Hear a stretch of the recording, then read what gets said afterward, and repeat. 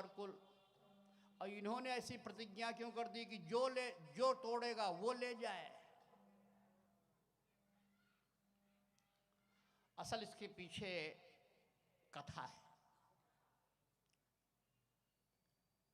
भगवान शंकर के पास ज्ञान की शिक्षा लेने के लिए 3 चेला पहुंचे, 3 एक एक करके पहुंचे। भगवान शंकर ज्ञान के स्वरूप हैं, सबको अपने शिष्यों को ज्ञान की शिक्षा दिया और कहा अब आप लोग पूर्ण हो गए हो, अब आप लोग जा सकते हो। इन तीनों शिष्यों ने कहा, इन तीनों शिष्यों से आवाज आई, कहा महाराज आपने ज्ञान की शिक्षा तो दे दिया, अब हमें कोई डीएम और डॉक्टर और इंजीनियर थोड़े होना है जिसको ज्ञान मिल ही गया तो ज्ञान का अंतिम प्राप्तव्य, ज्ञान का अंतिम लक्ष्य होता है परमात्मा की प्राप्ति। आपने ज्ञान तो दे दिया, लेकिन हमें परमात्मा की प्राप्ति कैसे होगी, ईश्वर कैसे मिलेगा, हम कैसे ईश्वर को जानेंगे। राजा भगवान शंकर ने उनमें से एक चेले को धनुष दिया, कहा जाओ बेटा इस धनुष को ले जाओ, जो भी इस धनुष को उठाएगा और तोड़ देगा वो ईश्वर होगा। राजा जनक को दिया। राजा जनक धनुष लेकर चले आए। दूसरे शिष्य ने कहा महाराज हम कैसे भगवान को पहचानेंगे। ये परशुराम थे। परशुराम से भगवान जनक जी ने कहा, परशुराम से भगवान शिव ने कहा तुम भी ये धनुष ले जाओ। महाराज कैसे जानेंगे। कहा धनुष जब अपने आप चल करके उस किसी के पास चला जाए तो जान लेना वो ईश्वर होगा। परशुराम उस धनुष को ले आए। एक तीसरा धृष्ट चेला था। धृष्ट, कुछ बदतमीज चेला भी मिल जाते हैं ना। एक गुरुजी के दो चेले थे, पढ़ा रहे थे गुरुजी। गुरुजी पूजा कर रहे थे, तो पूजा करते करते तुलसी दल नहीं था, तो महेश सुरेश 2 चेले थे। तो कहा महेश बेटा, बोले जी गुरुजी। कहा बेटा तुलसी दल पूजा में नहीं है, जरा तुलसी दल तो देना। तो इतना कामचोर आलसी चेला था, उसने कहा, जब कहा महेश तुलसी दल तो देना, तो उस चेले ने कहा हमारा तुलसी दल कैसा होता है, माने जाना पड़ेगा ना।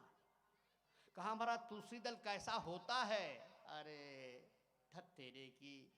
तो सुरेश ने सोचा कि इसने तो टाल दिया, अब हमको गुरुजी कहेंगे। तो कहा हमारा तुलसी दल कैसे होता है। धत तेरे की। और कुछ अपने दूसरे चेले का नाम लेने जा रहा, तब तक बोल पड़ा सुरेश है नालायक कहीं का बदतमीज, तुलसी दल नहीं जानता, केले के पत्ते जैसा बड़ा बड़ा चौड़ा चौड़ा होता है। गुरुजी ने कहा तुम दोनों बैठे रहो, हम ही तुलसी दल ले आएंगे। कुछ भ्रष्ट चेले होते हैं, हम भ्रष्ट कह रहे हैं, भ्रष्ट न समझ लेना। तो भगवान शिव ने जब परशुराम को धनुष दिया कि धनुष जिसके पास अपने आप चला जाए उसे भगवान जान लेना, और जनक जी को कहा कि धनुष को जो उठाए और तोड़ दे वो ईश्वर होगा। तो तीसरा धृष्ट वाला चेला कहा हमको महाराज अब तुमसे कुछ न चाहिए, आपने ज्ञान दे दिया, मैं ईश्वर को स्वयं ढूंढ लूंगा, मुझे धनुष कुछ नहीं चाहिए। ये रावण था। आज धनुष लेकर के आए, पूजा हो रही है, सम्मान हो रहा है महाराज जनक यहाँ। राजा जनक कहीं यात्रा पर निकल गए 2 दिन के लिए, तो अपनी पत्नी से कहा देखो देवी धनुष की पूजा उजा कर देना। जी महाराज कर दूंगी। राजा जनक चले गए। भगवती सीता की माँ मैना भूल गई, तो अपनी बिटिया से कहा बिटिया पिताजी नहीं हैं और हमको नहाने में देर है, तो ऐसा तुम नहा चुकी हो तो जाओ धनुष की पूजा वूजा कर दो जा करके। धनुष इतना भारी था। भगवती सीता वहाँ गई और जब गई ना तो देखा धूल धक्कड़ जमा हुआ है, नीचे गंदा फर्श है, उसको कौन साफ करे। तो सीता जी ने धनुष को उठाया, बाहर रख दिया, वहाँ पोंछा लगाया, झाड़ू लगाया, वहाँ फिर रख दिया लीप पोत करके, और उस धनुष की पूजा किया 2 दिन। तो जब जनक जी आए लौट करके तो सीधे धनुष वाले कमरे में गए। देखा तो आज बड़ा चकाचक, धूल धूसरित, कहीं कुछ नहीं, फूल वूल लगे हुए हैं। जनक को आश्चर्य हुआ, हाँ तो नीचे सफाई उफाई कैसे हो गई। अपनी पत्नी मैना को सुनैना को बुलाया। सुनैना आए ने कहा महाराज क्या आज्ञा है। कहा यहाँ सफाई उफाई पूजा उजा धनुष की किसने किया। कहा महाराज बिटिया सीता ने किया। कहा बुलाओ उसको सीता को। सीता आ गई। जी पिताजी आज्ञा आप बताइए। तो कहा धनुष के नीचे सफाई उफाई यहाँ से लीप पोत करके सब साफ कर दिया, तो तुमने किया। बोले हाँ। राजा जनक को आश्चर्य हुआ कि गुरुजी ने कहा था जो धनुष उठाएगा वो ईश्वर होगा। कहा धनुष उठाया होगा। बोले हाँ। सीता जी ने कहा हाँ। तो कहा कैसे उठाया। तो सीता जी ने कहा ऐसे उठाया। जनक आश्चर्यचकित हो गए। वो गुरुजी ने कहा था जो धनुष को उठाएगा वो ईश्वर होगा, जो तोड़ेगा ईश्वर होगा। तो क्या हमारी बिटिया ईश्वर है। जनक ज्ञानी है। ज्ञानी जनक जान गए कि ईश्वर तो नहीं है, लेकिन हमारी बेटी देवी जरूर है। इसलिए जनक ने प्रण कर लिया, जान गए, विश्वास हो गया ना कि इसको प्राप्त करने के लिए संयोग। तो इसलिए आज प्रण कर लिया जो धनुष तोड़ेगा वो जानकी का वर्ण करेगा। जब बंदी जनों ने कहा जो धनुष तोड़ेगा वो जानकी को ले जाएगा, ऐसा हमारे राजा का प्रण है।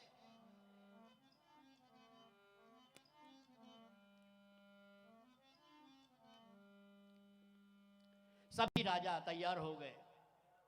जानकी को कौन न पावे। इतनी सुंदर जनक नंदिनी जानकी है।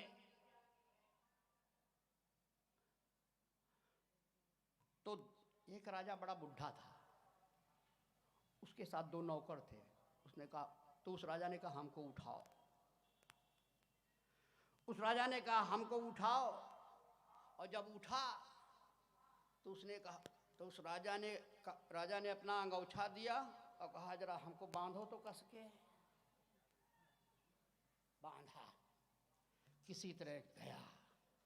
गोस्वामी जी से कहा महाराज गप मार रहे हो क्या, ये गप मार रहे हो। गोस्वामी जी ने कहा रामचरितमानस में गप ही है, गप ही है रामचरितमानस में। लोगों सुनेंगे नहीं पढ़ेंगे। तो कहा इसका मतलब तुम अनजाने हो, अभूजे हो, गप माने जानते ही नहीं क्या होता है। लोगों ने कहा गप माने झूठ होता है। गोस्वामी जी ने कहा कतई बेकार है, गप माने झूठ नहीं होता है। लोगों ने कहा बाबा बताओ गप माने क्या होता है। अरे कहा मूर्ख, गहिरो जल जहां हो, छिछलो जल जहां होत है वहां होत है छप, और गहरो जल जहां होत है वहां होत है गप। गहरा जल है। अच्छा बाबा, तो ये अंगोछा बांधा। बोले हाँ। तो कहा तो आपने लिखा होगा। तो गोस्वामी का बिल्कुल हमने लिखा। क्या लिखा आपने। गोस्वामी जी ने कहा परिकर बांधी उठे अकुलाई। परिकर बांधी उठे अकुलाई।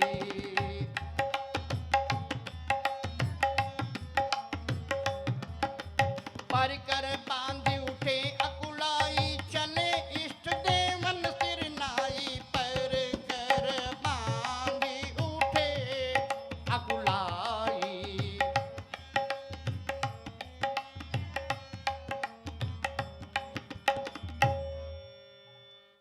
अकुला करके उठे। अकुलाई, पढ़े लिखे हमारे विद्वान बैठे हुए हैं, आप बेटियां बैठी हुई हैं। हमारे यहाँ हिंदी संस्कृत के व्याकरण, संस्कृत व्याकरण में, हिंदी व्याकरण में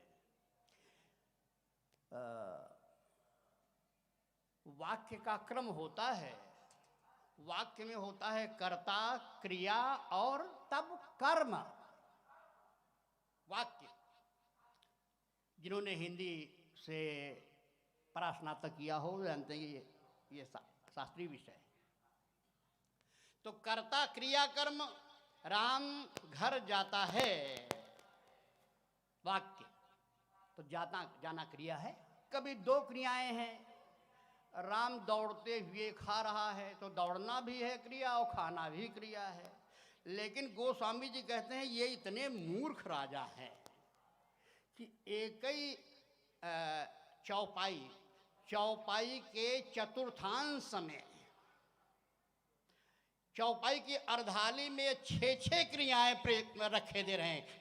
ये गोस्वामी तुलसी का साहित्य है। एक ही अर्धाली में 6 वर्ब हैं। There are 6 verb in this sentence. आप देखेंगे कौन सी? कहा तमक की क्रिया है, तमक की ताकी शिव धनु धरही, उठई न कोटि भांत बल करही। 6 क्रियाएं इस हैं। तमकिता की तकी शिव धनु धरही,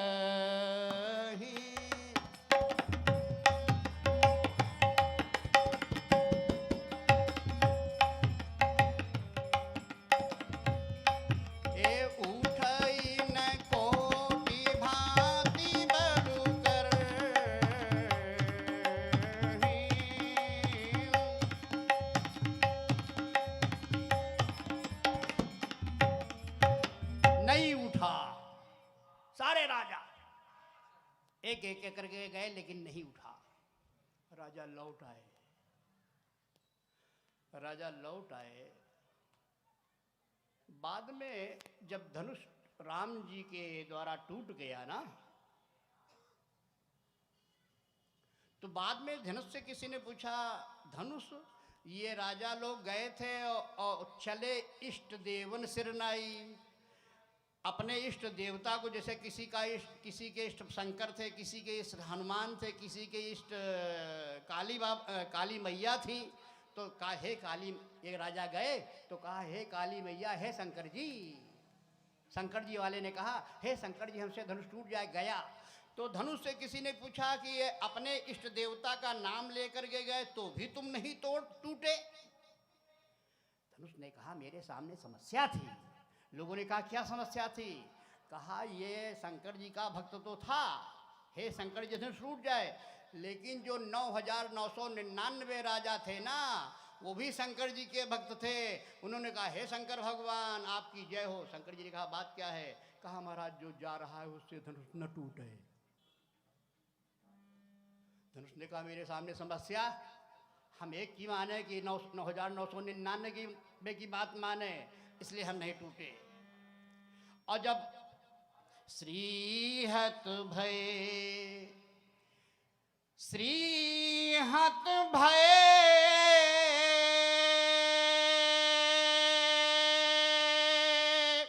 हारिय राजा,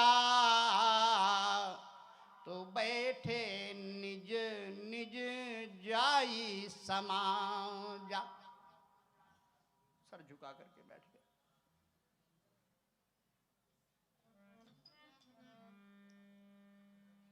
और जब सब हारे हुए थे तो उन्होंने कहा अब शायद नहीं टूट पाएगा। कहा तुमसे बोले अब नहीं टूट पाएगा, अब नहीं टूटेगा। तो कहा अब नहीं टूटेगा तो नहीं टूटेगा, चलो हम तुम 2 मिलकर के तोड़े, एक से नहीं टूटेगा। गठबंधन बनाया कि हम गठबंधन से धनुष तोड़ेंगे। तब तक ये 2-4 राजा और सुने इनकी चर्चा को। कहा तुम ही नहीं हम भी रहेंगे उस गठबंधन में। महागठबंधन बना धनुष के लिए। महागठबंधन, धनुष एक और महागठबंधन में 10,000 राजा। ये महागठबंधन फिर बनने वाला। तैयारी शुरू। धनुष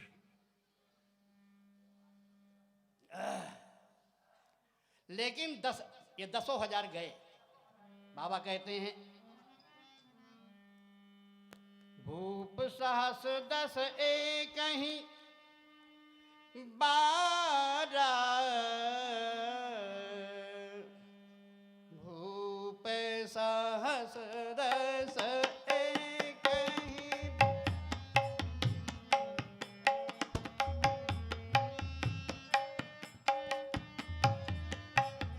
लगे उठावन टरई नटर, लगे उठावन टर।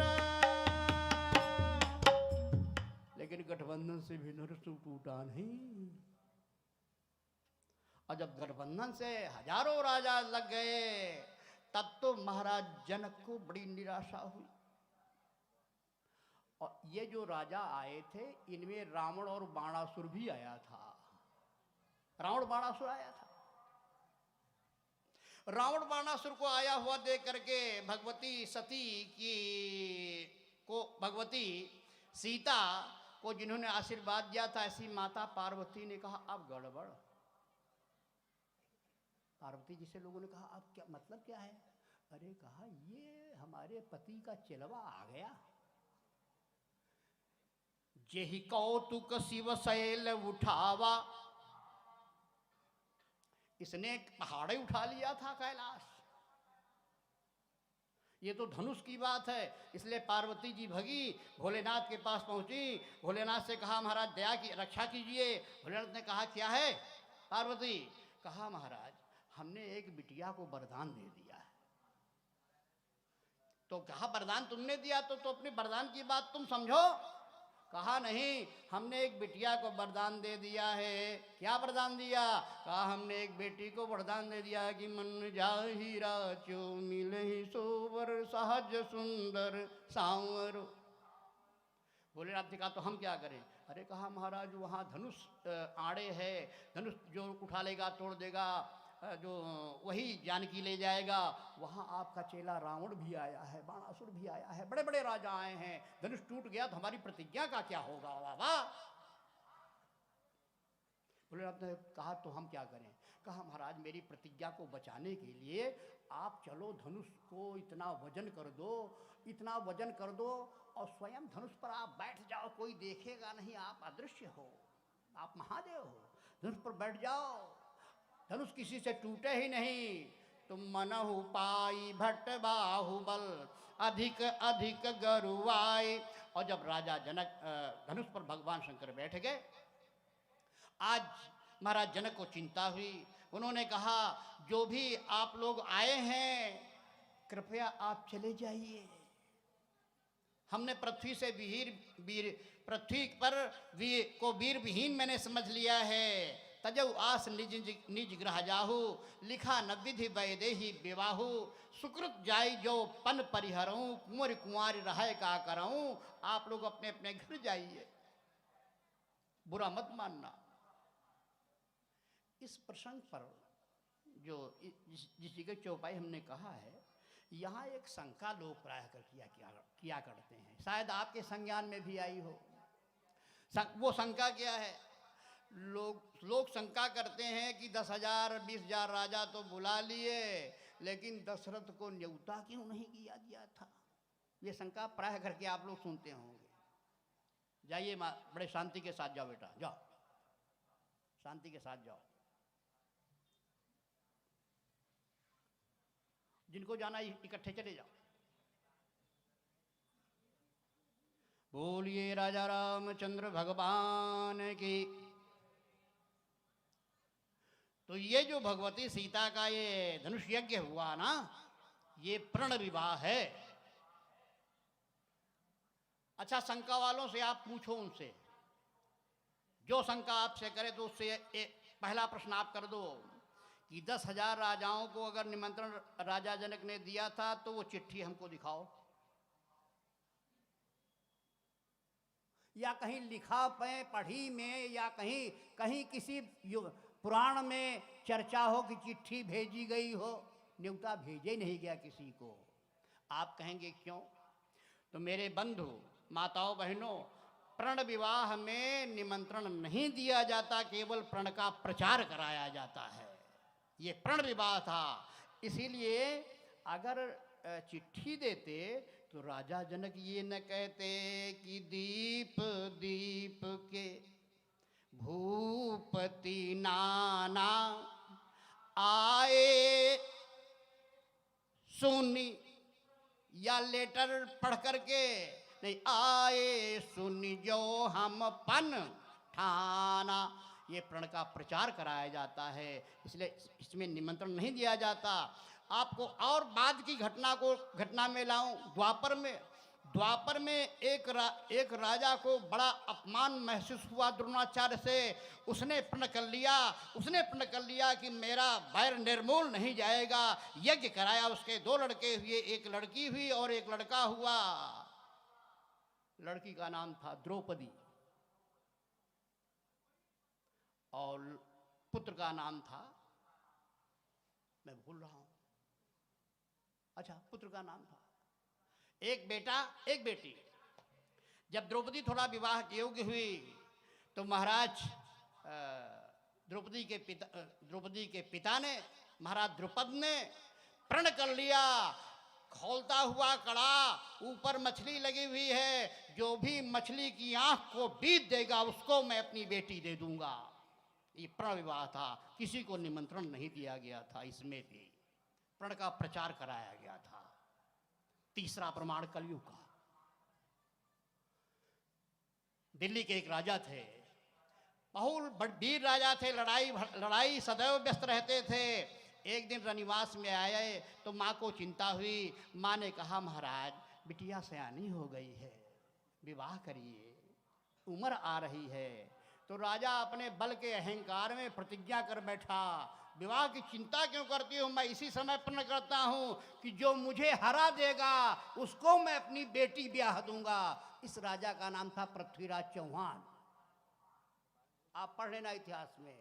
इसकी बेटी का नाम था बेला। भाई वहाँ प्रण था ना कि जो मुझे हराएगा। तो इसीलिए लड़ाई झगड़ा जब होता है शादी ब्याह में, तो हमारी तरफ लोग कहते हैं भैया विवाह नहीं हो गया, ये तो बेला का विवाह हो गया। हमारी तरफ कहते हैं लोग, आपकी तरफ भले न कहते हो।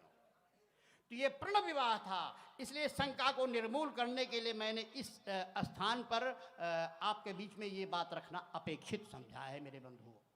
तो आज राजा जनक ने कहा आप लोग वापस जाइए। महाराज लक्ष्मण को पीड़ा हुई।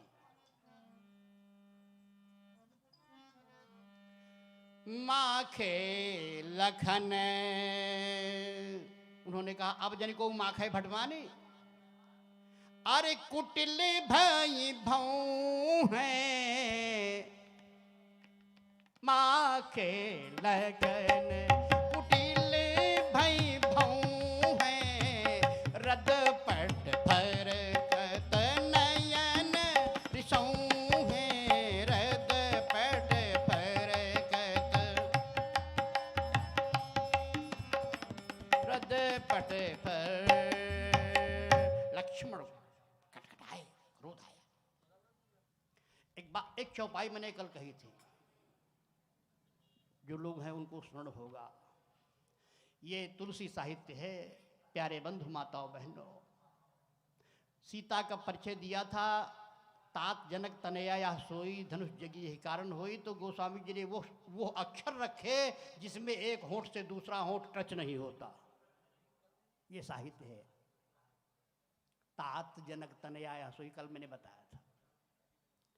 अब जहां होंठ टच होने की बात है, होंठ फड़फड़ाने की बात है, तो गोस्वामी जी ने 8 चौपाइयां इकट्ठे रख दी जिसमें होंठ फड़फड़ा रहे हैं। आप मुझको देखिएगा, देखिए होंठ, अब इस जगह होंठ फड़फड़ाएंगे अपने आप।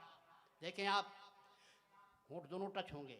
माँ के लखन कुटिल भई भऊ है, रद्दपट फर कत नयन रिसऊ है, कही जनक जस अनुचित बानी, विद्यमान रघुकुल मन जानी, सुनहु भानुकुल पंकज भानु, कहूँ स्वभाव न कछु अभिमानु, जो तुम्हार अनुशासन पावऊं, कंदुक इव तोड़ऊ छत्र के दंड चिमी। यहाँ तक केवल होंठ ही फड़फड़ा रहे हैं। खैर विश्वामित्र जी। सभी राजा परेशान हो गए, सभी राजा बैठे हुए हैं। विश्वामित्र ने राम जी से कहा, समय देखा, विश्वामित्र अरे समय शुभ जानी, विश्वामित्र समय शुभ जानी, अरे बोले अति स्नेह में बानी, बोले अति।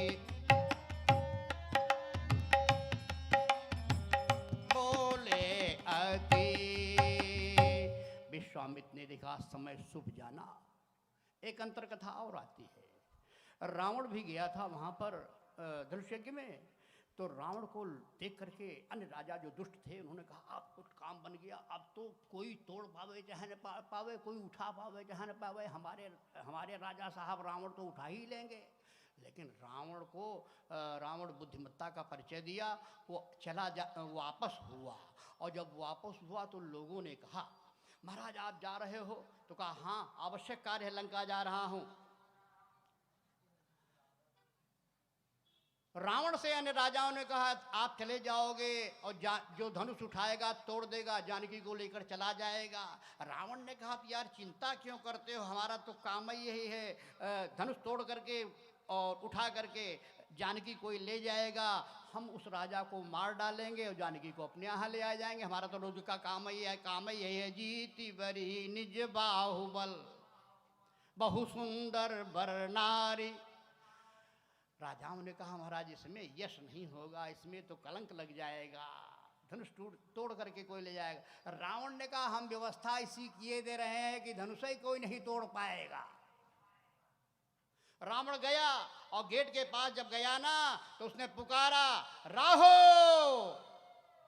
और वहां तो देवता हाथ जोड़े उसके दरबार में खड़े रहते हैं, राहु की क्या औकात है।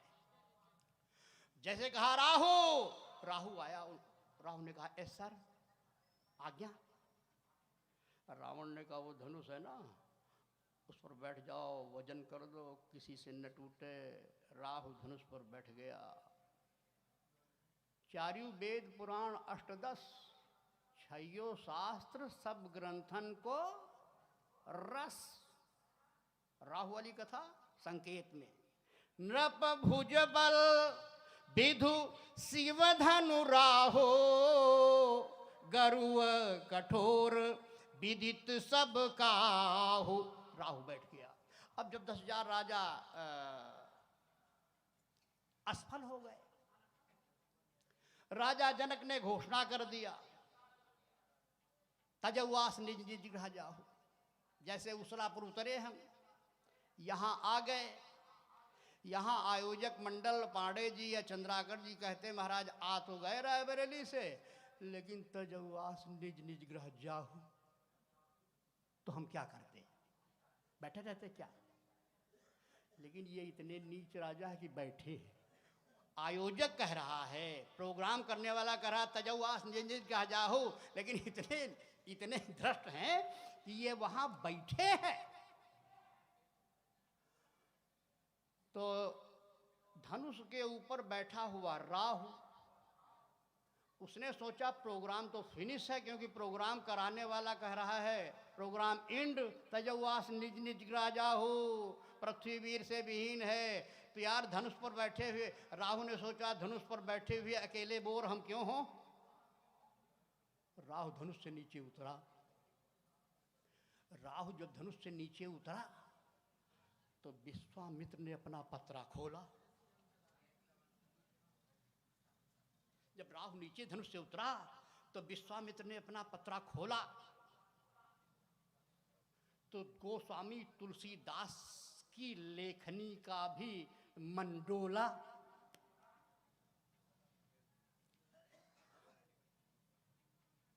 किसी को विश्वामित्र को सुध आई, गोस्वामी जी ने लिख दिया चौपाई। राहु धनुष से उतर गया, विश्वामित्र जान गए, बाबा थे ना पंडित जी थे, पत्रा में लिखा हुआ था कि ग्राहु तरा तो विश्वामित्र समय शुभ जानी।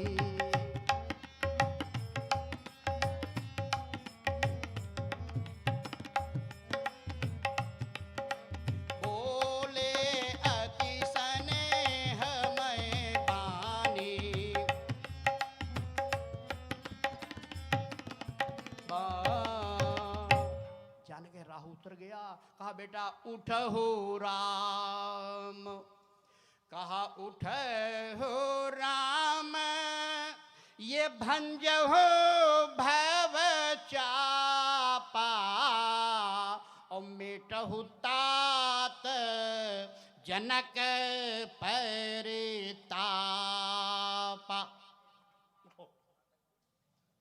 आज्ञा हुई गुरु जी। ये राजा जो उठे थे उनके उठने में और राम जी के उठने में अंतर है। ये तो तमकी ताकी तकी शिव धनुधर रही, लेकिन राम जी कैसे उठ रहे हैं? सहज ही चले, सहजता, सरलता आजकल बड़ी कम है। आज किसी से बातचीत हो जाती है तो कहते हैं कि 1-2 बीघे बेच लेंगे, 1-2 हेक्टेयर बेच लेंगे, लेकिन दबेंगे थोड़ा है। हमारी तरफ एक कहावत है, सभी घर बार लुटाऊंगा, पनारा यहीं गिराऊंगा। सरलता जीवन में आ जाए। विद्वान से कहा गया, विद्वान ने कहा कि नीर से सीख लो तरल होना, ओ पंख से सीख लो कमल होना। हाय कितना कठिन हुआ करता आदमी के लिए सरल होना। सहज ही चले, चल पड़े। कहने को बहुत कुछ है, ये समय की परिधि में ही कुछ कहना चाह रहा हूं। 7-8 बजने वाला, कोई बात नहीं, अभी हम आधे घंटे और कहें। अच्छा चलिए। बोलिए राम कृष्ण भगवान की।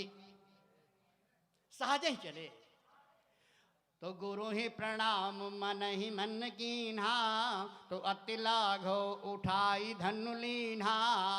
मन ही मन प्रणाम किया, धनुष उठ गया। प्रणाम करने के तरीके हैं, लेकिन एक संस्कारी प्रणाम होता है, एक स्वार्थ का प्रणाम होता है। आजकल हर पिता हर गुरु चाहता है कि हमारा बेटा हमारा शिष्य हमको प्रणाम करे, लेकिन संस्कार जिनके जीवन में हो प्रणाम नहीं कर सकता। ये तो राम जी प्रणाम कर रहे हैं, क्योंकि प्रातः काल ये उठ के रघुनाथा,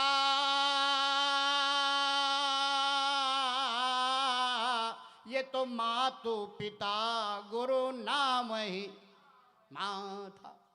संस्कारित प्रणाम। आजकल भी प्रणाम करते हैं बच्चे, लेकिन संस्कारित नहीं है। इसलिए कोई इंजीनियरिंग का एग्ज़ाम हो, बीए एमए की परीक्षा हो, तो जो लड़का कभी प्रणाम नहीं करता वो सवेरे नहा डालेगा, और नहा करके फिर जिसने कभी भोलेनाथ में जल नहीं चढ़ाया जल भी चढ़ाएगा, लौटेगा, और जब कपड़े पहन के निकलेगा तो मम्मी पापा अंकल ताऊ सबको प्रणाम करेगा, जो कभी प्रणाम नहीं करता। ये प्रणाम क्या है? ये स्वार्थ का प्रणाम है।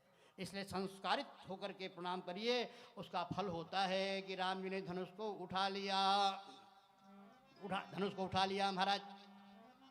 गए राम जी पास, बाबा से पूछा गया कैसे उठाया? कहा लेत चढ़ावत खैचत गाढ़े। 3 क्रियाएं हैं, लेत, चढ़ावत, खैचत। इतने अंश में 3 क्रिया। तो किसी ने तुलसीदास से पूछा बाबा 1 मिनट रुक जाना। बाबा ने कहा क्या? अरे धनुष टूट रहा है, टूटने दो। कहा नहीं बाबा, पहले शंका का समाधान आप कर दो। तुलसीदास जी ने पूछा, भैया तुम्हारे क्या शंका हो गई, तुमको क्या पूछना है? कहा महाराज इस चौपाई में आप लिख रहे हो लेत। गोस्वामी जी ने कहा हाँ लेत। तो लोगों ने कहा महाराज लेत तो तब होता है जब कोई किसी को देत। जैसे पंडित जी हमको भोजन देत, चाय देत, तो बात पे ये लेत। ये भगवान राम जी गए वहां धनुष के पास, तो आप लिख रहे हो लेत। तो लेत तो तब होता है जब कोई किसी को देत। आपने लेत क्यों लिखा? गोस्वामी जी ने कहा देखो चारों वेद पुराण अष्टदश छयो शास्त्र सब ग्रंथन को रस है। कहा अब बताओ, पूरी कथा सुना दो। कहा भगवती पार्वती ने शंकर जी को बैठाया था ना धनुष के ऊपर, वजन कर दिया था शंकर जी ने। शंकर जी ने पार्वती से पूछा कि जब वजन कर देंगे कोई नहीं तोड़ पाएगा तो? कहा महाराज फिर सांवरो मन जाहि राचो मिले शोभा। सहज सुंदर सांवरो जब धनुष के पास आए, शंकर जी ने कहा तो कहा महाराज तो आप धनुष से उतर जाइएगा। भोलेनाथ ने कहा तो?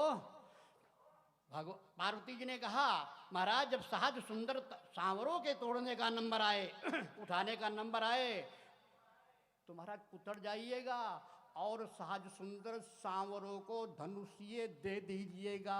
तो अब शंकर जी धनुष से उतरे, उन्होंने देख लिया सहज सुंदर सांवरों सामने खड़ा है, तो शंकर जी राम जी को धनुष देत, इसलिए राम जी लेत। लेत चढ़ावत खैचत गाढ़े,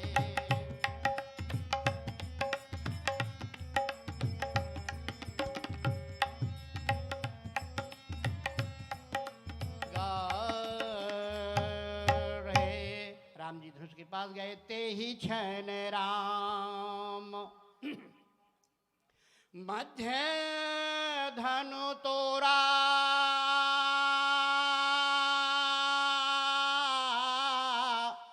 ओ भरे भुवन धुनि घोर कठोरा। उसी बीच में राम जी ने धनुष को तोड़ दिया। बोलिए राजा रामचंद्र भगवान की। धनुष टूट गया। लोग फिर पहुंच गए, गोस्वामी जी को घेर लिया। कहा महाराज थोड़ा सा और पूछना चाहता हूँ। तुलसीदास जी ने कहा वो क्या पूछना चाहते हो? कहा ये आप जो है लिख रहे हो तेहि क्षण राम मध्य धनु तोरा। अर्धाली के चौपाई के चतुर्थांश में तेहि क्षण राम मध्य धनु तोरा, अर्धाली के आधे में तेहि क्षण राम मध्य धनु तोरा। तो मध्य माने क्या होता है? मध्य माने, अरे आप लोग बोल सकते हो, मध्य माने बीच। एक जगह मैं कथा कह रहा था ना, तो वहाँ पहुँचा मैं, लोगों ने कहा महाराज यहाँ 25 साल से सम्मेलन हो रहा है। हमने कहा अच्छी बात है, परंपरा अच्छी है। अरे कहा महाराज यहाँ हर व्यक्ति को, हर आदमी को चौपाई आती है, आधी आप कहो आधी हम पूरी कर देंगे। हमने कहा धन्य है यहाँ के लोग। और वो जब मेरा नंबर आया तो सामने वही बैठे थे जिन्होंने उड़ाई थी लंबी। हमने कहा तुमको मैं माला पहनाऊंगा। यहाँ के ऐसे लोग हैं कि आधी चौपाई हम कहते हैं आधी आप पूरी कर दोगे ना, तो खड़े हो गए। हमने कहा कहूँ? उन्होंने कहा हाँ कहो पंडित जी। तो हमने कहा माला पहना दूंगा आपको, ऐसे लोग वंदनीय हैं। उन्होंने कहा महाराज कहिए। हमने कहा मंगल भवन अमंगल हारी। तो खड़े रहे, आगे नहीं बोले। हमने कहा क्यों? आपने तो कहा था आधी चौपाई पूरा कर देंगे। कहा महाराज एक बार और कहिए। हमने कहा मंगल भवन अमंगल हारी। उन्होंने कहा तुम सम पुरुष नमो सम नारी।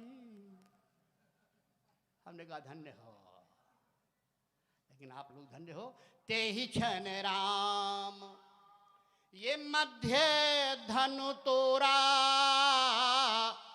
और भरे भुवन धुनि। कहा मध्य क्या है? तो साहित्यिक अभिरुचि वाले लोग सुने एक भाव। ते ही क्षण राम मध्य धनु तोरा। आप आधा समझ गए, मध्य समझ गए। 4 अक्षर इधर और 4 अक्षर इधर, बीच में राम ने धनु तोड़ दिया। ते ही क्षण 4 अक्षर, राम मध्य धनु तोरा, इसलिए ते ही क्षण राम मध्य धनु तोरा और भरे भुवन धुनि घोर कठोरा। अयोध्या के संतों ने और भी भाव दिए। मध्य, लोगों ने गोस्वामी जी से कहा बताइए महाराज। उन्होंने संतों की दिया, कहा देखो मध्य, जिस समय भगवान श्री राम राघव ने धनुष को तोड़ा ना, तो ना तो वो सुबह का समय था न शाम का समय था, फिर मध्याह्न काल। ते ही क्षण राम ये मध्य धनु तोरा। गोस्वामी जी ने कहा एक भाव और है कि प्रभु दो चाप खंड मही डारे, इसलिए धनुष को बीचों बीच से दौड़ाते ही क्षण राम मध्य धनु तोरा। 2 खंड ना, तो बीचों बीच से तोड़ दिया। एक संतों ने भाव और दिया अयोध्या की, वो क्या? कहा देखो हमारे यहाँ शास्त्रों में एक नहीं 3 राम आए हैं। शास्त्रों में 3 रामों की चर्चा है। पहले राम है परशुराम, और दूसरे राम हैं दशरथ वाले श्री राम, और तीसरे राम है भगवान कृष्ण के बड़े भाई बलराम। तीनों को राम कहा गया है, विद्वान लोग जानते हैं। तो आप क्रम जान गए ना। पहले राम कौन? परशुराम। दूसरे राम कौन हैं? अयोध्या वाले राजा दशरथ के पुत्र राम। और तीसरे राम हैं श्री कृष्ण के बड़े भाई बलराम। तो 3 राम में किस राम ने धनुष को तोड़ा? आप अंदाजा लगाइए। परशुराम ने कहा नहीं, कहा बलराम ने कहा नहीं। ते ही क्षण राम मध्य धनु तोरा और भरे भुवन धुनि घोर कठोरा। धनुष टूट गया, धनुष टूट गया महाराज। और जैसे ही धनुष टूटा ना, तो लोग दौड़ पड़े महाराज, दौड़ पड़े। और लोगों ने कहा धनुष, एक बात बताना। धनुष ने कहा क्या बात है? कहा धनुष अभी तक तुम अखंड थे, तुम्हारे 2 खंड कैसे हो गए? तुम खंड खंड क्यों हो गए? धनुष ने कहा ये मेरा भ्रम था। 2 ही यहाँ संसार में आकर के अखंड नहीं होता, उसे खंड खंड होना पड़ता है।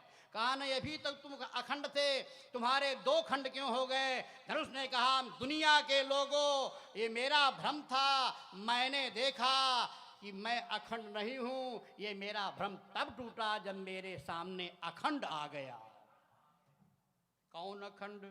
कहा ज्ञान अखंड एक सीतावर और माया बस से जीव सचराचर।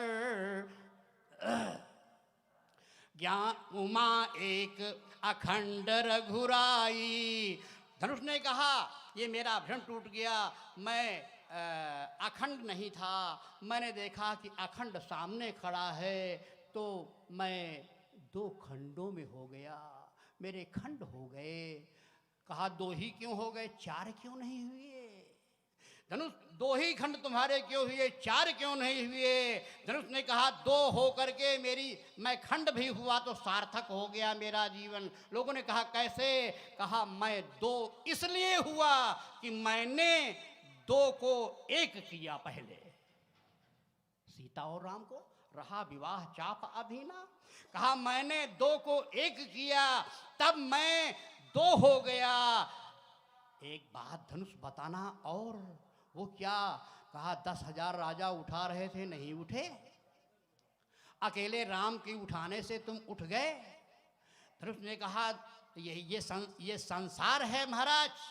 कहा बताओ साफ साफ, 10,000 उठा रहे थे, नहीं उठे, अकेले राम जी के उठाने से उठ गए। कहा धनुष ने कहा दुनिया के लोगों, दुनिया किसी को तब तक नहीं उठा सकती जब तक परमात्मा नहीं उठाएगा। धनुष ने कहा जब मैंने देखा कि संसार के लोग मुझे उठा रहे थे तब तक मैं नहीं उठा, लेकिन जब मैंने देखा कि मुझे उठाने के लिए परमात्मा ही आ गया है तो मैं उठ गया और टूट गया।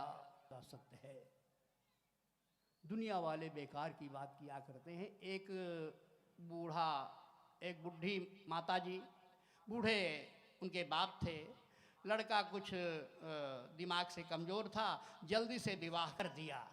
और जब विवाह करके आए 10 दिन बाद तो बाप मर गया। अब लड़का रोने लगा, हाय हाय। 2 दिन लाश पड़ी रही। गांव के इधर उधर के मोहल्ला के लोग आए, कहा यार दादा चले गए, उम्र थी, तुम रो रहे हो, लाश सड़ रही है, बदबू आएगी। अंतिम संस्कार को लड़का और जोर से रोने लगा। लोग लाश बना करके, लाश को तैयार करके अंतिम क्रिया के लिए गए। कहा घबराओ नहीं, तुम्हारे पिता मर गए तो मर गए, हम लोग तो हैं, आज से हमको अपना पिता मानना। अंतिम संस्कार हुआ। अंतिम संस्कार करके जैसे ही आया तो 6 दिन बाद उसकी अम्मा भी खत्म हो गई। और जब अम्मा खत्म हो गई तो लड़का फिर चिल्लाने लगा। अब जब चिल्लाने लगा तो 2 दिन लाश फिर पड़ी रही। तो पड़ोस की बुढ़िया आई, चाची दादी काकी आई, कहा दीदी मर गई, कोई बात नहीं बेटा, हम लोग तो हैं, लाश खराब हो जाएगी, तुम्हारी अम्मा खत्म हो गई तो खत्म हो गई, आज से हम लोग हैं, हमको अपनी माँ समझना। वो भी अंतिम संस्कार उसका भी बुढ़िया का हुआ। लेकिन दुर्भाग्य था लड़के का, जैसे ही अंतिम संस्कार करके आया तो नई नवेली दुल्हन भी 6 दिन बाद मर गई। और जब दुल्हन मर गई, उसकी बीवी मर गई, तो लड़का रो रहा है। 2 दिन बीत गए, कोई नज़दीक ही नहीं आया। 3 दिन बीत गए, कोई नज़दीक नहीं। लाश से बदबू आने लगी। अरे लोगों ने कहा यार दादा मर गए थे तो भी चिल्ला रहे थे, दादी मर गई थी तो भी रो रहे थे, यार लाश सड़ रही है, बदबू आ रही है, तुम रो रहे हो। लड़के ने कहा हम इसलिए थोड़े रो रहे हैं कि हमारी पत्नी मर गई। लोगों ने कहा फिर क्यों रो रहे हो? कहा हमारे पापा मरे थे, हमारे पिताजी मरे थे तो टोला मोहल्ला के ही लोग आए थे, घबराना नहीं, तुम्हारे पिता मर गए तो मर गए, हम तो हैं, आज से हमको पिता मानना। और हमारी अम्मा मरी थी तो यही दादी काकी चाची आई थी टोला पड़ोस की, कहा था तुम्हारी माताजी खत्म हो गई बेटा, कोई बात नहीं, हम लोग तो हैं, आज से हमको अपनी माँ समझना। लेकिन आज हमारी पत्नी खत्म हो गई। ये टोला मोहल्ला वाले समाज का कोई नहीं आया कि घबराना नहीं, कोई नगीचे नहीं आया। ये दुनिया है। धनुष ने कहा जब तक दुनिया के लोग मुझे उठाते रहे तब तक मैं नहीं उठा, लेकिन जब परमात्मा ही मुझको उठाने के लिए आ गया तो मैं उठ गया, इसलिए और टूट गया, सार्थक हो गया। अंतिम बात धनुष से किसी ने पूछा, धनुष एक बात बताना। धनुष ने कहा वो क्या? कहा धनुष तुम तो टूट गए, डोरी क्यों नहीं टूटी? तुम टूट गए, डोरी क्यों नहीं टूटी? धनुष ने कहा तुमने मुझे देखा नहीं। धनुष ने कहा मैं अकड़ा हुआ था, मैं टेढ़ा था। जो अकड़ के चलते हैं, जो टेढ़े होकर के चलते हैं, उन्हें टूटना पड़ता है। कहा डोरी क्यों नहीं टूटी? कहा डोरी में लचक है, डोरी में नम्रता है, डोरी में लचकपन है। जो जीवन में सरल होते हैं, जो जीवन में झुकना जानते हैं, वो टूटने से बच जाया करते हैं। मैं टूट गया और डोरी नहीं टूटी। दूसरी बात धनुष ने कहा दुनिया के लोगों, जब लेत चढ़ावत खेचत गाढ़े, जब श्री राम ने चढ़ाया ना तो मैं राम जी के हृदय से दूर हो गया था। जो भगवान के हृदय से दूर हो जाते हैं उन्हें टूट जाना पड़ता है, और डोरी भगवान के हृदय से लग गई थी। इसलिए जो भगवान के हृदय से लग जाते हैं उन्हें वो बच जाया करते हैं। बोलिए राजा रामचंद्र भगवान की। जैसे ही धनुष टूटा तो रहा विवाह चाप आधीना। बस 5 मिनट का समय और। अब धनुष तोड़ा है तो राम जी को जयमाला तो पढ़ ही जाए उसके बाद, नहीं तो धनुष इसी जगह रोक दें कथा को। अब जयमाला के लिए राम जी तरसें कल के लिए, पता नहीं हम कल प्रसंग में कहाँ से दूसरी कथा कहने लगे। तो आइए जरा जयमाल तक चले। अब जयमाला लेकर के सीता जी को बुलाया गया। जय जयकार होने लगे, गाने बजाने वाले ले, और उधर गाना बजाना चल रहा है। उधर सब लोगों ने कहा जो तोड़ नहीं पाए रहे, जब तोड़े नहीं, वो कह रहे हैं ले हो छोड़ाई सीए कहा को और धरी बांधऊ नप बालक दो। दोनों लड़कों को बांध दो, राज सीता को। तो किसी ने कहा राजा जनक यहाँ बैठे हो, राजा जनक की फौज है। उसने कहा क्या चिंता है, जो विदेह कछु करे सहाई और जीतो समर सहित दो भाई। इसको भी मार, सेना को भी मार डालेंगे। निर्लज्ज, यानी धनुष तोड़ नहीं पाए। कुछ लोग निर्लज्जता में भी अपनी शान समझते हैं। समाज में ऐसे लोग हैं। इसी तरह कथा हो रही थी, और जब कथा हो रही थी तो सभी कथा सुन रहे थे, लेकिन एक ऐसा शरारती लड़का था। तो लोग कथा सुन रहे थे, शरारती लड़का बार बार ऐसे खींचता था, किसी को चुटकी काटता था, तो उचक आदमी जाता था, तो डिस्टर्ब हो रहा था सभा में।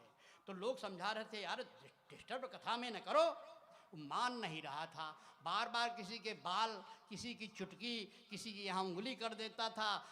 सभा डिस्टर्ब कर रहा था, समझाने पे मान नहीं रहा था। लेकिन आयोजक भी हमारे चंद्राकर कोतरी जैसे आयोजक कह रहे हैं शांत कर लें। तो आयोजकों ने 4 लड़के भेजे और लड़के भेज करके 2 ने पैर पकड़ लिया, 2 ने हाथ पकड़ लिया और गेट के बाहर छोड़ दिया जा करके। जब कथा समाप्त हो गई तो उसके साथियों ने कहा अच्छी बेइज्जती हुई। उसने कहा इसमें क्या बेइज्जती?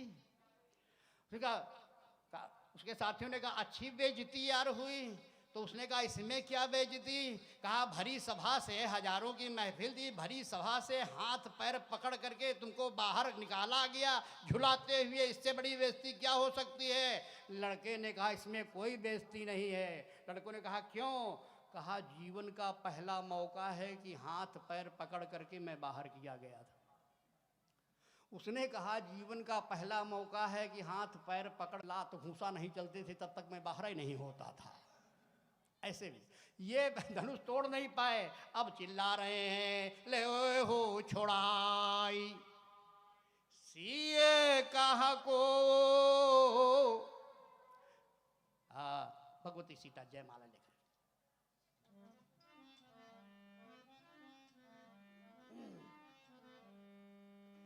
ऐसो राम दरस रस बरसे।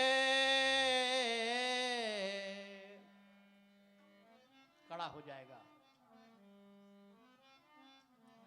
जय जय सिया रघुराई, जय हो तुलसी गोसाई। जय जय सिया रघुराई, जय हो तुलसी गोसाई।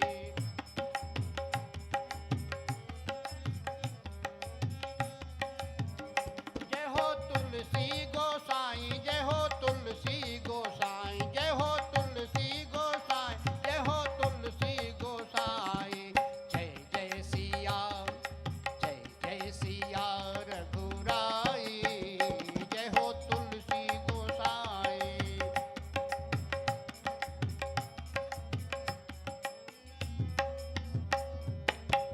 जय दशरथ कौशल्यानंदन, जय दशरथ कौशल्यानंदन, राजा जनक के जमाई। जय हो तुलसी गोसाई, राजा जनक के जमाई।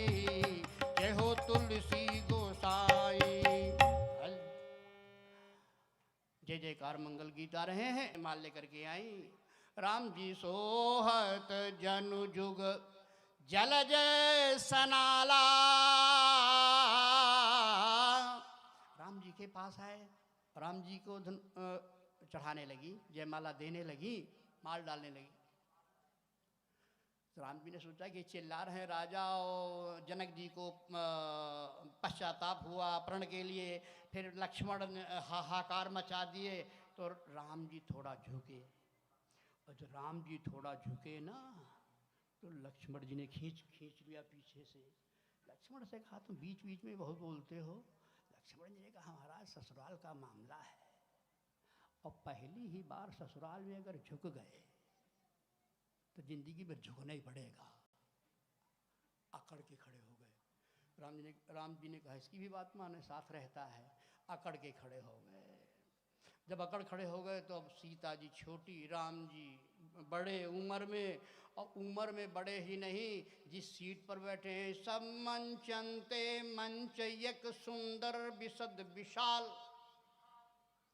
सीता जी ने सखियों ने कहा हो ये अभी तो जयमाल की का सिस्टम बन रहा था,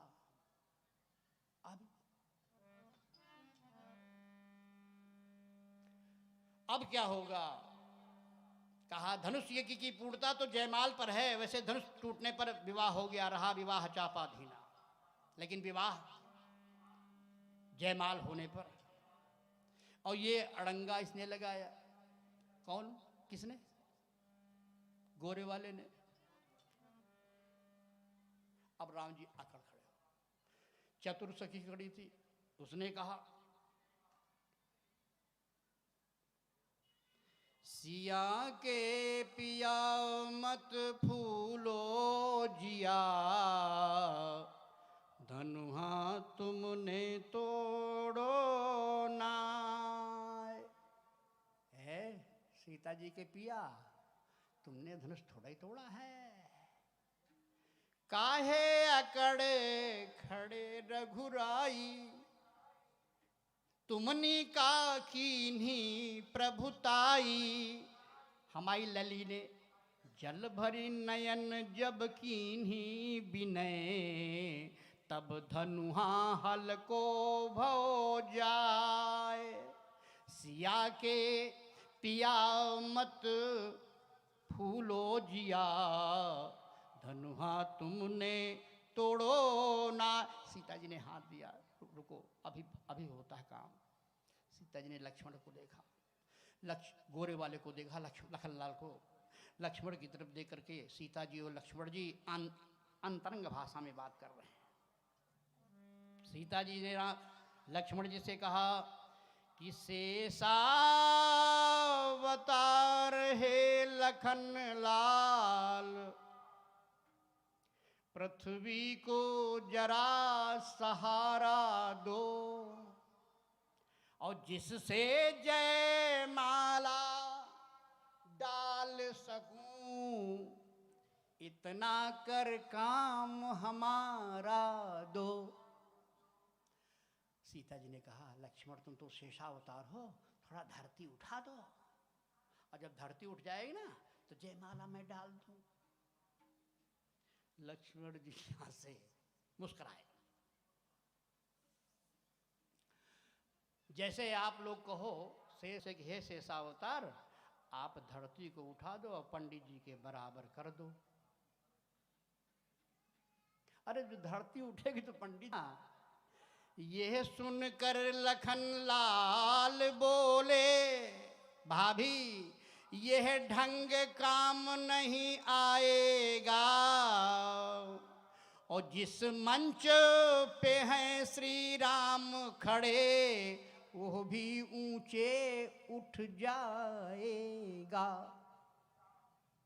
तो सीता जी ने इशारे में कहा तो लक्ष्मण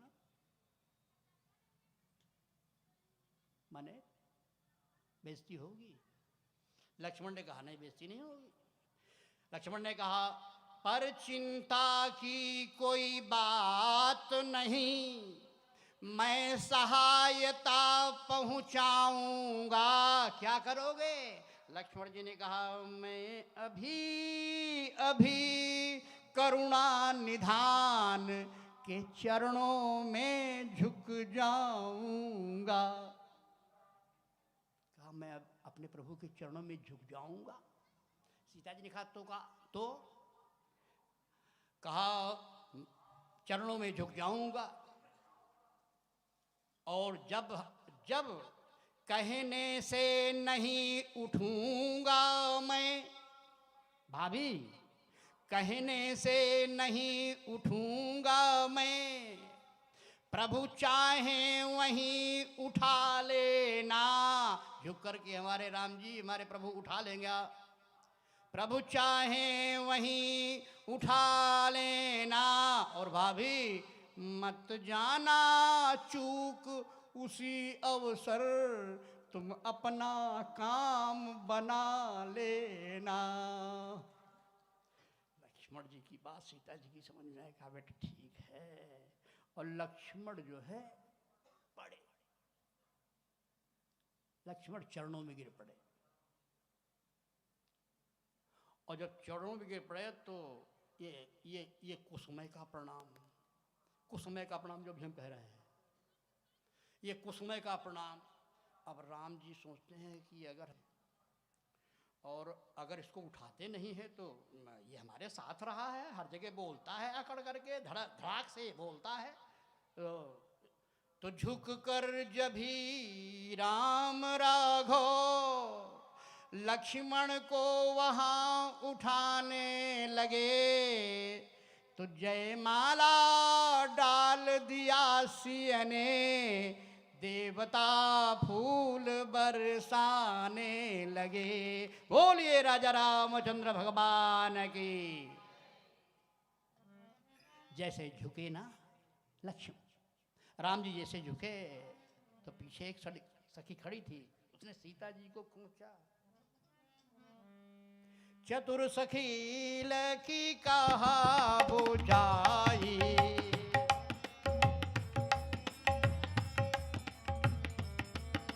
चतुर सखी लकी कहा बुझाई, पहनाऊं जयमाल सुहाई, चतुर सखी लकी कहा बुझाई।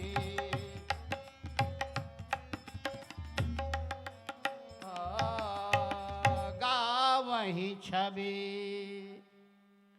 अवलो की सहेली, ओ सिय जयमाल राम उर मेली, रघुबर उर जयमाल, देखी देव बरसई सुमन, सकुचे सकल भुवाल, जिम्बिलो की रवि कुमुद गण। भगवती सीता ने जयमाला छोड़ दी और समय जो है 8:30 का हो गया, विराम होना चाहिए। अगर मैंने परशुराम शुरू कर दिया तो 20 मिनट लग जाएंगे, इसलिए अब राम जी को जयमाला पहनाया गोस्वामी जी ने। राम सीता का विवाह हो गया, क्योंकि रहा विवाह चाप आधीना। ये भगवती सीता और राम के विवाह की पृष्ठभूमि मैंने बताया था कि पृष्ठभूमि है, आगे विवाह है। अब विवाह मैं कहूँगा कि नहीं कहूँगा वो अलग की बात है। तो इस प्रकार भगवती सीताराम का विवाह हुआ। इस विवाह को सुन करके, विवाह माने होता है जहाँ वाह वाह विशेष रूप से हो, वी माने विशेषण और वाह वाह। पहले जो लड़का लड़की के विवाह होते थे तो लड़की के पिता क्या करते हैं, कहा रे वाह क्या बात है, लड़की बोले क्या बात है, कहा लड़का बोले क्या बात है, कहा लड़के के पिता भाई अरे बोले वाह क्या बात है। जहाँ वाह वाह होती हो उसका नाम है विवाह। आजकल वाह वाह कम होती है। आज पहले होते थे विवाह, आजकल होते हैं बियाह। क्या चाहिए, कहा 4 पहिया की, कहा जहां आह निकले उसको बियाह कहते हैं। और जहां वाह वाह हो, सीताराम जी का विवाह शंकर जी भगवान का और पार्वती जी का विवाह, ऐसे विवाह को सुन करके बड़ा आनंद होता है, बड़ा मंगल होता है। गोस्वामी जी से पूछा, विवाह सुन करके मंगल होता है? कहा देख करके मंगल होता है। देख करके, गा करके, सुन करके सब तरह मंगल होता है। बोले बाबा क्या लिख रहे हो? कहा सिय रघुबीर विवाह, जैसा प्रेम गावहीं सुनहीं। हमें को लाभ नहीं है, तिनको सदा उछाह, और मंगलायतन राम जसु। उत्साह होता है, जीवन में मंगल आता है। जिनके घर ऐसे कन्याएं जाती हैं, ऐसे बेटियां जाती हैं ब्याह करके बहू के रूप में, उनके जीवन में मंगल आता है। इसलिए मैं तो कहा करता हूँ, संतों विद्वानों से सुना, ये कोई नई बात नहीं कह रहा हूँ। ये जो कथा मैंने सुनाई है रामचरितमानस बालकांड की, ये कोई नई थोड़ा ही है। ये तो आप लोग जानते हो, इन चौपाइयों को पढ़ते हो। लेकिन मुझे आपने समय दिया, मुझे आपने बुलाया, ये कोई नई बात नहीं है। ये हमारी परंपरा है। राम कथा कभी पुरानी नहीं होती। राम कथा, रामचरित्र में और राम नाम कभी पुराना नहीं होता, नया हुआ करता है। हमारे यहाँ एक शब्द है राम और दूसरा शब्द है आम्र। जैसे राम में रा आ और माँ है, वैसे आम्र में भी रा आ माँ है। फलों में बहुत से अंग्रेजी फल और यहाँ मिले होंगे, लेकिन कोई श्रीमान जी केला इतना मीठा होता है, लेकिन खाने के बाद हाथ में उगल लो और उगलने के बाद फिर खाओ, ऐसा कर सकते हो सेब को। लेकिन आम्र को हम बार बार उसे उगलते हैं, फिर खाते हैं, फिर उगलते हैं। आम्र कभी पुराना नहीं होता, वैसे राम कभी पुराना नहीं होता। राम कथा कभी पुरानी नहीं होती। इसलिए नित नए कलेवर में राम कथा आप लोग सुन रहे हो। मेरा सौभाग्य। अयोध्या के संत तो बड़े फक्कड़ होते हो। तो एक लड़का खड़ा हो गया, उसने कहा महाराज ये राम की कथा सुना रहे हो, तो हमको आती है, दुनिया सदैव यही राम कथा सुना रहे हो। हमने तो संत ने कहा, तो अरे कहा राम कथा में रखा क्या है? मैं जानता हूँ। संत ने कहा तुम क्या जानते हो? उस लड़के ने कहा, अरे राम रमन्ना द्विजन्ना, राम रवन्ना द्विजन्ना, वाने वाकी नारी हरी, वाने वाको मारन्ना, और तुलसिया न लिख दो पोथन्ना। हो गई रामायण। कोई नई कथा सुनाओ। संत तो बड़े विचित्र, अयोध्या के संत बड़े फक्कड़ होते हैं। संत ने कहा क्या नाम है? कहा तेज बहादुर सिंह। महाराज तेज बहादुर सिंह। बोले बाप का नाम? कहा बंश बहादुर सिंह। माँ का नाम? माधुरी देवी। कहा नए वाले बाप का नाम बता रहे हो कि पुराने वाले? संत ने कहा नए वाले बाप का नाम बता रहे हो कि पुराने वाले? कहा नहीं महाराज हमारे बाप बंश बहादुर सिंह, माता माधुरी देवी। कहा नहीं नए पिता का नाम बताओ। कहा महाराज कोई नए पिता भी होते हैं? तो संत ने कहा कोई रामचरितमानस नई भी होती है क्या? वही रामचरितमानस ताजी ताजी रोज सुनो, नया नया आनंद लो, आम की तरह चूसो। तो इसको सुन करके मंगल होता है, कल्याण होता है। इन्हीं शब्दों के साथ वाणी को विराम। आप सभी का हार्दिक नमन वंदन कर रहा हूँ। इतनी देर तक मैंने आपको रोका, इस धृष्टता के लिए आप क्षमा कीजिएगा। 8:30 के ऊपर भी मैं कर रहा हूँ समय। तो अग्रिम दिन अग्रिम चर्चा फिर आपके समक्ष प्रस्तुत की जाएगी। इन्हीं शब्दों के साथ आप सबकी मंगल कामना करता हुआ 2 बार भगवान का नाम, कुछ चर्चाएँ आदरणीय पांडे जी के द्वारा, तत्पश्चात आरती। श्री राम जय जय जय राम।